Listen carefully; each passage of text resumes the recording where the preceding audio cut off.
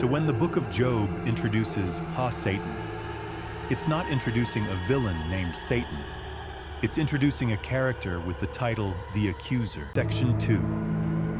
What if we've had it wrong? The popular reading of this story balances entirely on the identity of this one character, Satan. We hear that name and we immediately picture the fallen angel Lucifer, the snake in the garden, the great red dragon from Revelation. That's a composite character, stitched together over centuries of theology, epic poems like Paradise Lost, and folk tradition. The character in Job's opening act is something else entirely, which leads to the big question.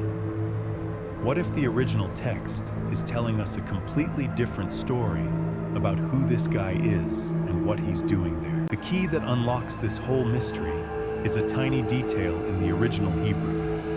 The word Satan. Almost every time this character shows up in the Old Testament, especially in Job and Zechariah, the text doesn't just say Satan, it says, "Hey, Satan."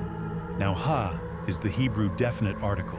It means the. So a more literal and honest translation isn't Satan, it's the Satan. This sounds like a tiny grammar point, but its theological impact is massive. In Hebrew, like in English, you don't stick a "the" in front of a proper name. You wouldn't say, "I saw the Dave," or "I spoke to the Mary."